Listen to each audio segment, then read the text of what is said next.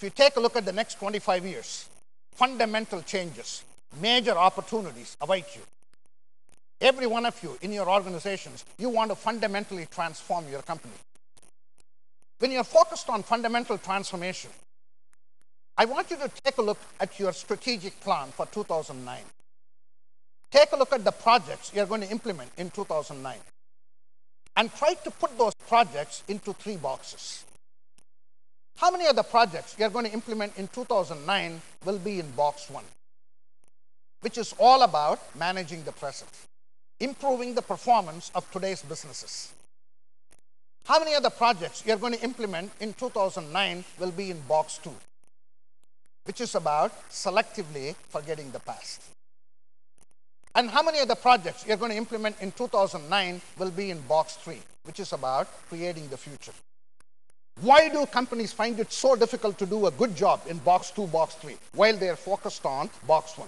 Why do they find it so difficult to do next practice when they are focused on best practice? There are 3 fundamental reasons. 1 is physical inertia. 2nd is psychological inertia. 3rd is strategic inertia. Let me say a word about each. Physical inertia. Inertia is simply inaction. The physical inertia is we don't want to obsolete our current investments. This is the problem for US utilities. They don't want to obsolete their physical infrastructure to embrace renewables 100%. This is the problem for Blockbuster. They saw Netflix coming, but they just weren't willing to obsolete their infrastructure. The 2nd is strategic inertia. Strategic inertia is about limited thinking. We have a limited view of customers. That's the problem for Ford.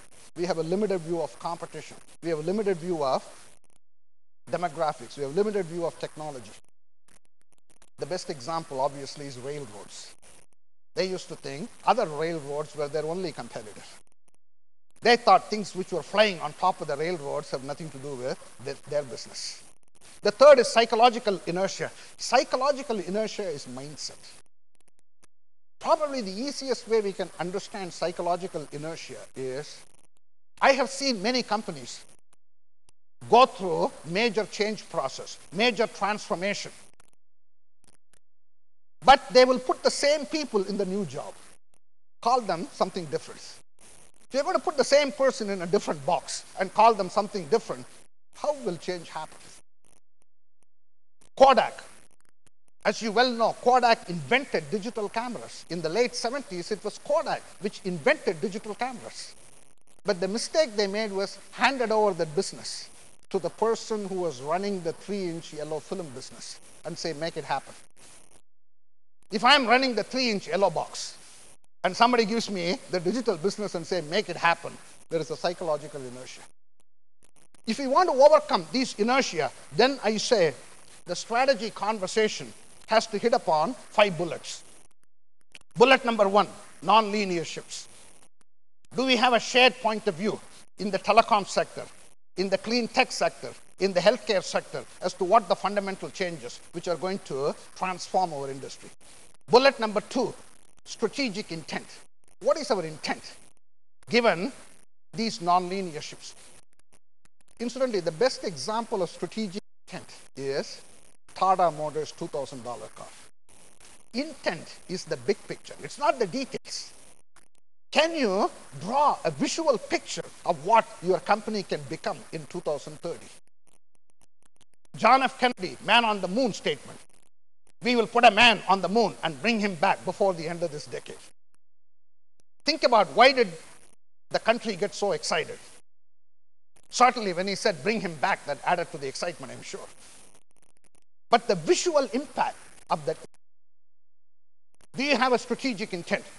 Bullet number 3 is current core competencies.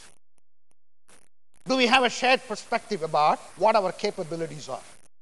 Bullet number 4 to me is the most important. This is a GE terminology, growth playbook. It's just a fancy way of saying what are the projects we are going to implement in 2009.